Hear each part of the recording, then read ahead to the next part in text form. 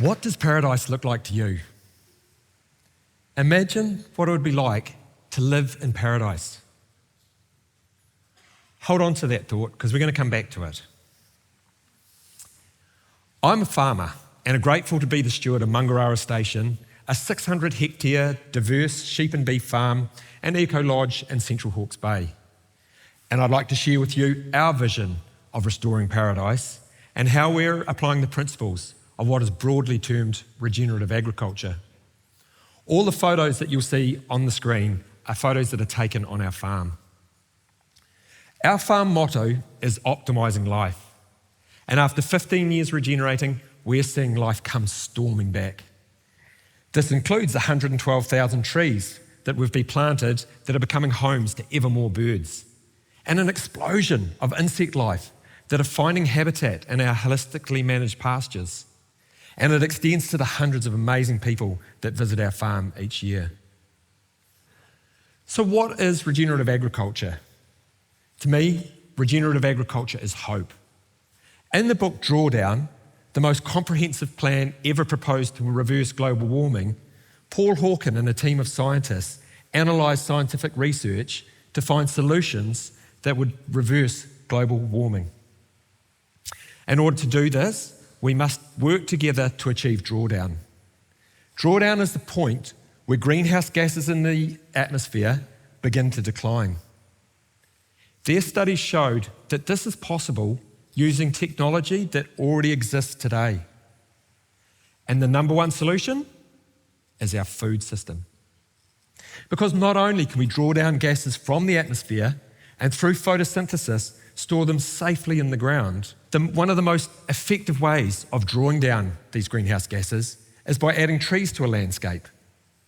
We can do this through silvopasture, syntropic agroforestry, and these are systems which are the most effective ways of drawing down carbon while maintaining the growing of food for humans and increasing biodiversity. At Mangarara, we are close to carbon neutral, but we have plans in place to increase tree planting that will enable our farm to sequester at least 4 times more carbon than what it emits. These management techniques are also super important to restore hydrological cycles, which are the water cycles on the planet, which are often overlooked in the important role that they play in the Earth's climate. Regenerative agriculture is health. The decrease in human health mirrors the decline in environmental health. With increasing rates of cancer, autoimmune disease, mental illness, and significant decreases in sperm counts and fertility, has us on a trajectory leading towards extinction. Again, the number one solution to restoring human health is with the food we eat. We can increase the nutrient density of our food and grow it with less chemicals, no chemicals. And thereby we are feeding the microbiome, which is the trillions of bacteria, archaea, fungi and viruses that live inside your gut.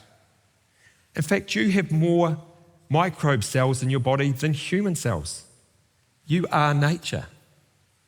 Therefore, the connection between the health of the microbes in the soil and the environment around us is intimately connected with your health.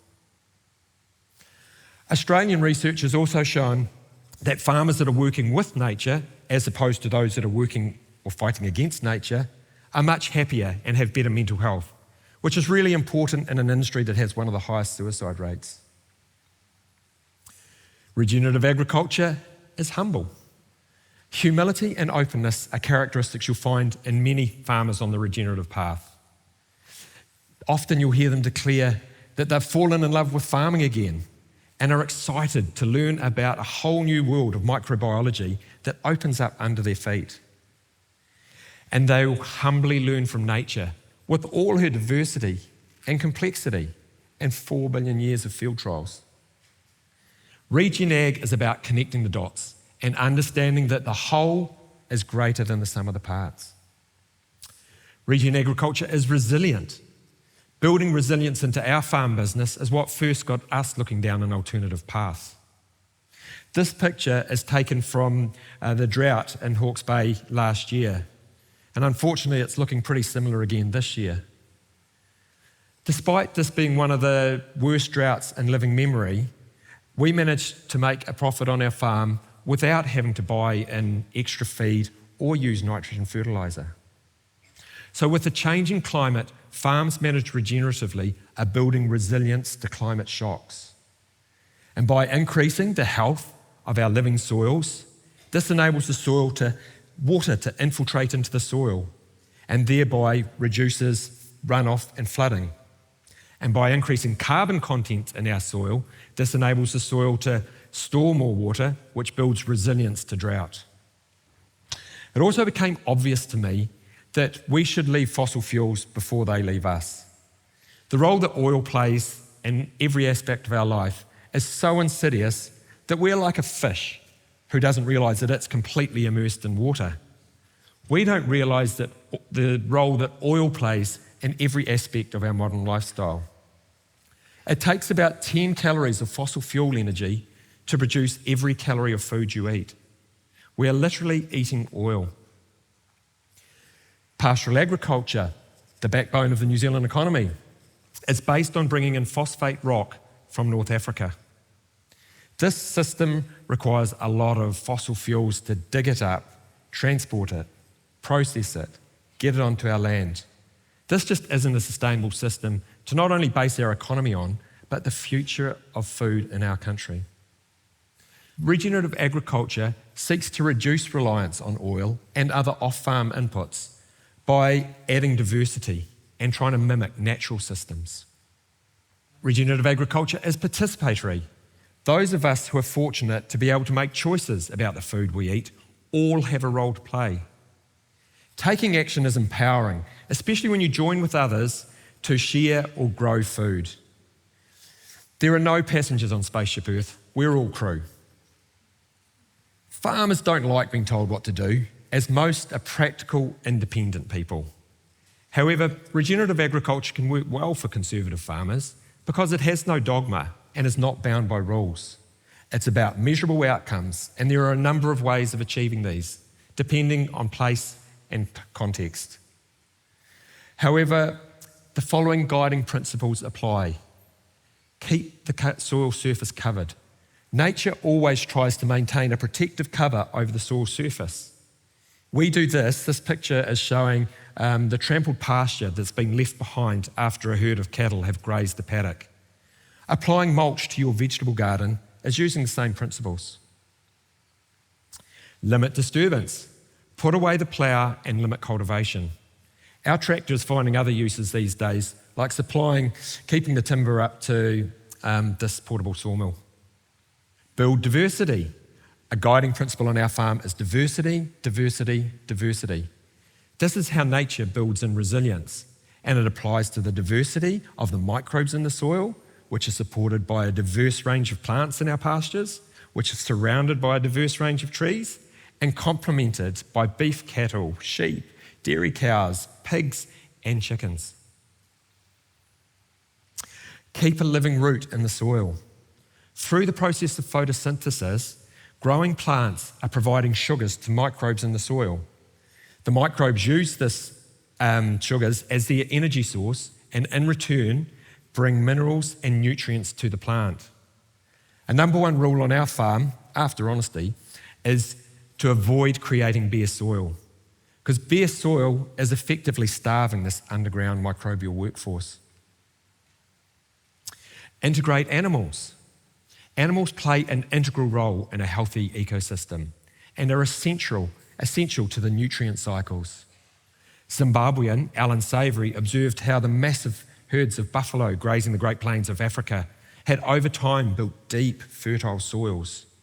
These animals were constantly on the move, and through a combination of grazing, trampling, defecating, and then allowing the grasses to grow again, over time, a really healthy ecosystem evolved.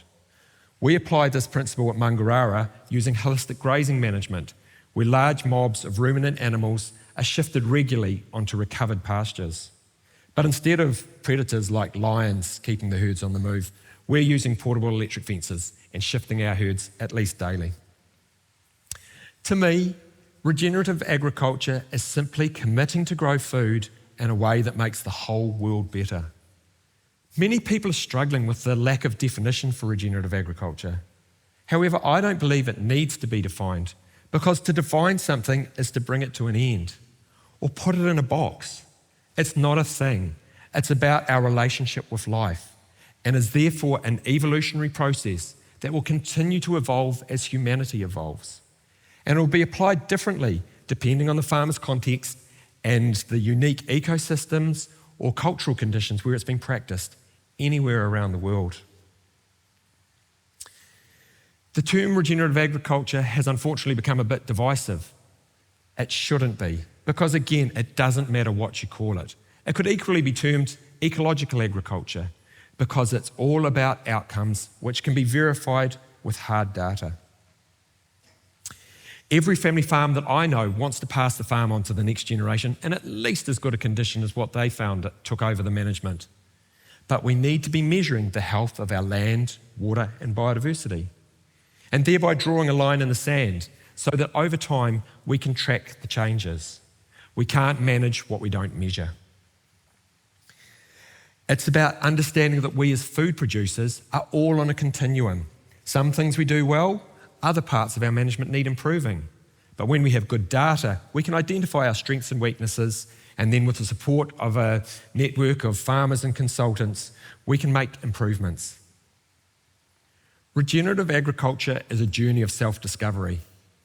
Our relationship with the world around us changes when we take the time to look inside ourselves and be honest about what's important to us. If we can feel a connection to all life and find peace within ourselves, we start to reflect this in the world around us, and we apply it to how we care for the land and grow food. So there are many reasons why a farmer may choose to go down the regenerative path. It may be because they're looking for better environmental outcomes, more profit, better human health, more resilience, or simply because it just makes sense. If you're curious to learn more about Regen Ag, the best way to learn is to visit a farmer who's already making changes on their farm. Otherwise, Quorum Sense is an awesome website with loads of information and a social network that will help you connect with other Kiwis already on the path. Making the transition to regenerative agriculture needn't come at a financial cost. The investment is in time and knowledge. And regenerative principles can be applied far beyond the farm gate, because this is more about a paradigm shift in our hearts and our minds, where the environment is getting better, where human health and relationships and equity are all improving. I believe New Zealand should set the bold goal of being the world's first regeneration nation. And of course, this philosophy is in perfect alignment with the Māori principle of taia, where the well-being of the whenua and the awa are essential to the well-being of the people. Taia speaks to the interconnectedness of all life. Kaitiakitanga is also part of our heritage as caretakers of the land, which treats life with reverence and respect.